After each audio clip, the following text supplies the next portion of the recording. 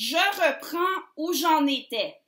Dawkins fait valoir qu'il y a des normes religieuses, d'origine religieuse, qui sont contraires à l'éthique, comme la peine de mort pour adultère, comme la soumission des femmes à l'autorité des hommes, comme le fait d'endosser l'esclavage et bien d'autres choses. Et une objection intéressante dont j'ai parlé dans la première partie consiste à dire qu'il faut comprendre qu'à l'époque où les livres à la base du judaïsme, du christianisme et de l'islam ont été écrits, l'esclavage, c'était quelque chose de normal. L'autorité des hommes sur les femmes aussi. Et on ne peut pas blâmer ceux qui les ont écrits, ceux qui ont écrit ces livres, d'avoir été de leur époque. Et en fait, même à supposer qu'eux-mêmes aient été contre ce genre de pratique, ils ne pouvaient pas faire changer tout à la fois. Alors, c'est une objection qui n'est pas dénuée de fondement. Si vous prenez la Torah, la Bible et le Coran comme des livres d'origine humaine, parce que ça, c'est un point. Si on admettait que c'est une révélation qui vient d'un Dieu universel, ça devrait être intemporel. Ça, c'est un argument que Sam Harris a souvent fait valoir. Mais bon, si on admet que ce sont des livres d'origine humaine et qu'il faut les remettre dans leur contexte pour les comprendre, l'argument est excellent. Par contre, ça ne répond toujours pas à ceux qui disent qu'un livre qui encourage des comportements immoraux n'est pas un guide moral.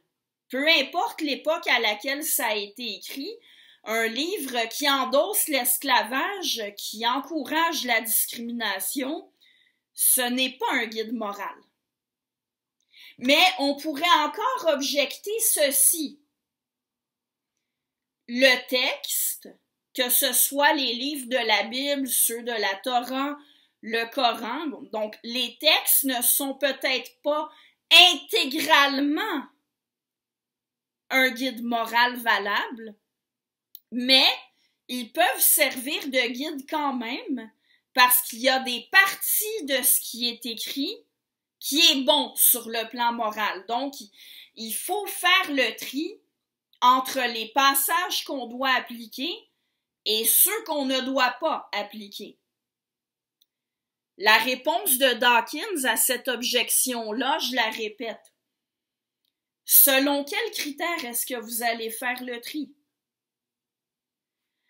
La réponse qui ressort très souvent, et qui est en tout cas celle qui ressort des arguments d'Hubert Reeves, c'est que c'est à chacun de juger personnellement quelles parties sont bonnes et quelles parties ne le sont pas. Alors là, comprenez bien l'objection de Dawkins à cette position-là, que c'est à chacun de trier dans le livre religieux ce qui lui paraît bien et ce qui lui paraît moins bien. Si vous faites ça, en quoi est-ce que vous prenez le texte religieux comme un guide? Vous n'êtes pas du tout en train de consulter des textes pour qu'ils vous indiquent ce que vous devez faire. Non, vous êtes en train de lire des textes que vous jugez, que vous évaluez à partir de votre propre opinion, ou en tout cas à partir de critères qui leur sont extérieurs. Alors comprenez-vous, Dawkins, face à ça, il dit, il sert à quoi le livre religieux dans tout ça? Vous ne le suivez pas.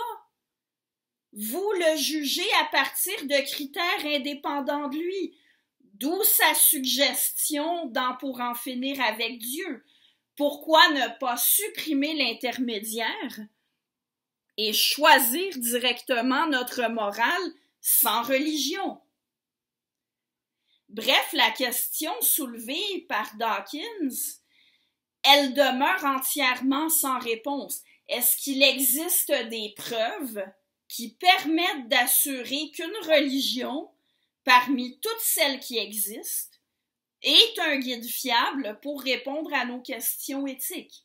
Et si oui, quelles sont ces preuves et de quelle religion s'agit-il? Et d'ailleurs, encore une fois, je vous rappelle que Reeves classe ensemble la religion et la philosophie. J'avais annoncé que je reviendrais là-dessus. Je reviens là-dessus maintenant. Reeves dit que les questions éthiques et les questions sur le sens de la vie reviennent à la religion et à la philosophie, les deux. Et ce n'est pas rare, en fait, qu'on classe ensemble les philosophes et les théologiens.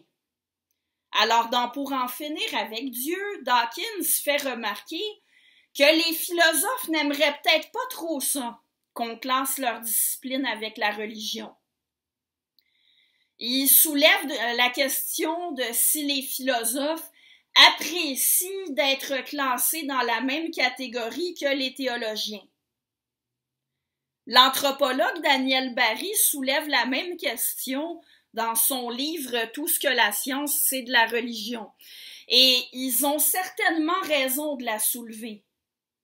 Parce que la philosophie, je vous rappelle que sans être une science, ça reste une approche rationnelle qui se base sur des arguments, sur la logique, contrairement à la religion qui, elle, se base plutôt sur la foi et sur l'autorité de certains individus et certains textes.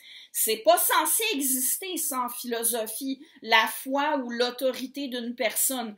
Ce sont les arguments qu'il faut regarder, les idées. Il faut avoir une approche rationnelle.